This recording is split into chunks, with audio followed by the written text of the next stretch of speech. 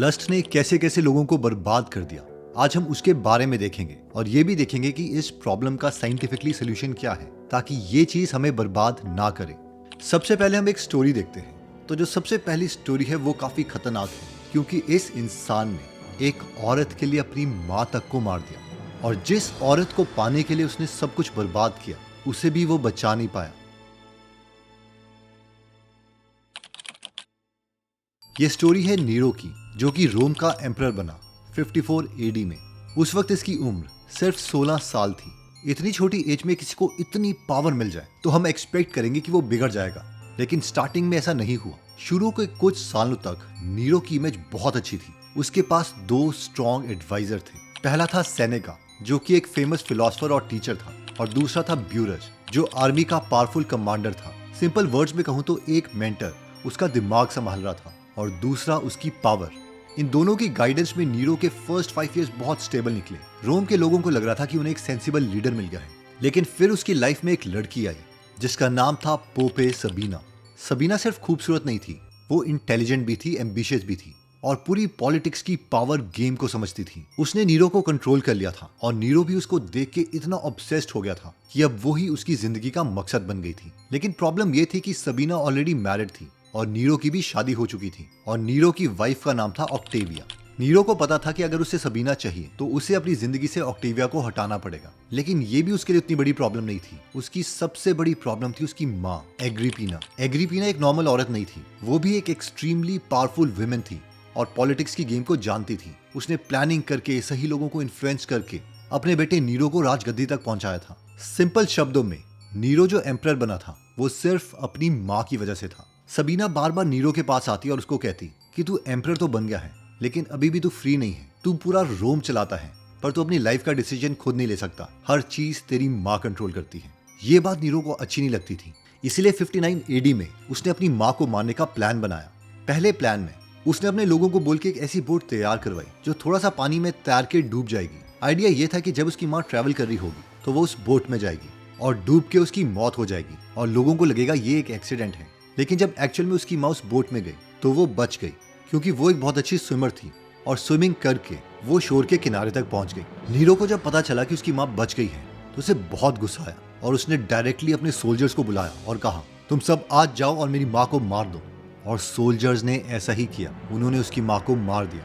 अब उसकी माँ तो मर गई थी, लेकिन सबीना को पाने के लिए उसे अपनी पत्नी ऑक्टेविया को भी हटाना था। उसने पहले ऑक्टेविया से डाइवोर्स लिया, फिर उसे राजमहल से बहुत दूर एक जंगल में एग्जाइल करवा दिया, फिर झूठे एक्यूजेशंस लगा के उसने अपनी पत्नी ऑक्टेविया को भी मरवा दिया। इस वक्त पर ऑक्टेविया सिर्फ 20 साल की थी।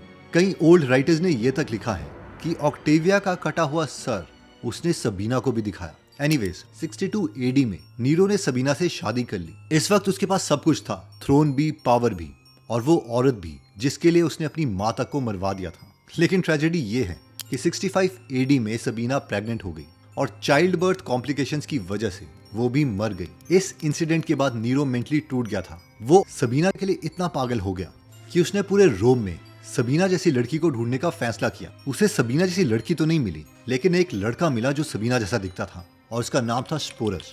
उसने स्पोरस के टेस्टिकल्स हटवा के उसे सबीना की तरह ड्रेस पहनवाई और ऐसा बिहेव करने लगा कि वो सबीना ही हो और उसके साथ पति पत्नी का रिलेशन बना के रहने लग गया। 68 एडी में पूरे सेनेट ने उसे पब्लिक एनिमी डिक्लेयर कर दिया। उसकी आर्मी ने उसका साथ छोड़ दिया और सब लोग उसके अंगेज हो गए और आखिर में नीरो ने खुद अपनी जान ले ली।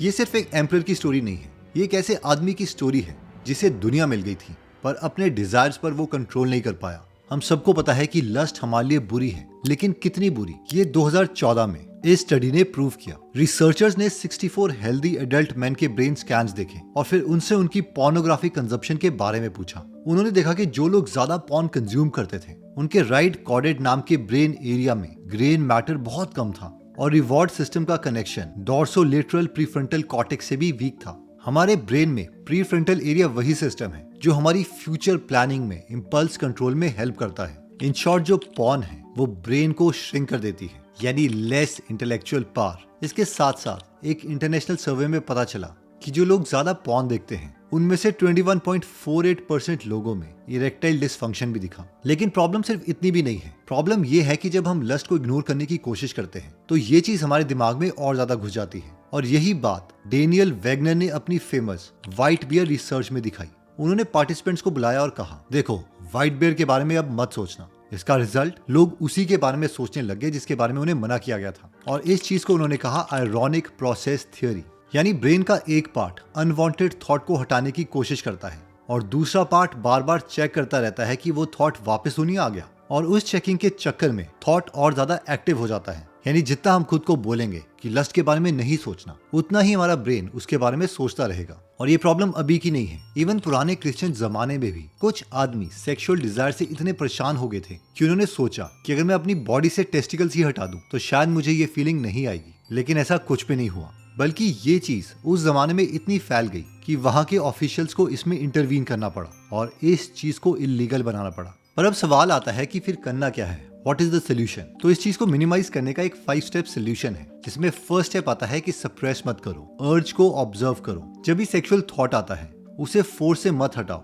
बस नोटिस करो कि अर्ज आ रही है। सिर्फ अपने थॉट को ऑब्जर्व करने से उस सेक्सुअल अर्ज की पावर काफी कम हो जाती है। फिर आता है स्टेप 2, अर्ज सर्फिंग यूज करो। यानी जब अर्ज आ रही है तो 10 से 20 मिनट का टाइमर लगाओ और उस वक्त सिर्फ डीप ब्रीदिंग करो, वॉकिंग करो या कोई भी एक्सरसाइज। इससे होता यह है कि उस डिजायर की जो पीक है वो 10 से 20 मिनट तक कम हो जाती है और उसे कंट्रोल करना काफी आसान हो जाता है। यानी जो हम पहले 10 बार चीजें करते थे अब वो रिड्यूस होके 6 हो जाएगी। और ये चीज बाउएन एंड मालेट ने स्टडी में प्रूव करी है। ऑल्दो उन्होंने इसे सेक्सुअल अर्ज में नहीं देखा था बल्कि सिगरेट की अर्ज में देखा था। इसमें उन्होंने कॉलेज स्मोकर्स को अर्ज सर्फिंग बेस्ड इंस्ट्रक्शन दी।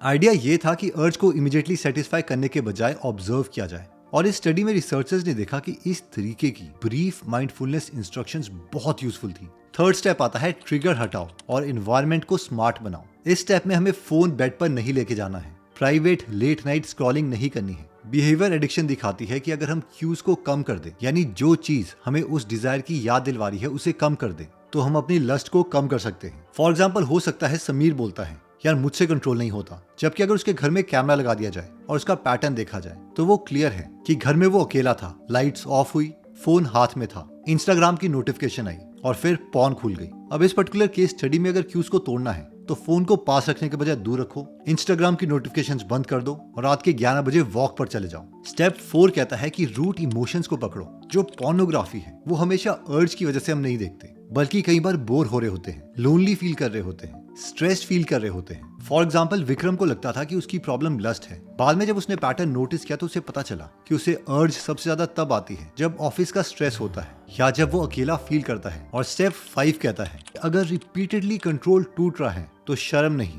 एक्चुअल में हेल्प लो। देखो WHO ने international classification of disease document दिया है और जब उसकी 11वीं रिवीजन हुई थी तो उसमें उन्होंने कंपल्सिव सेक्सुअल बिहेवियर डिसऑर्डर को इंक्लूड किया है।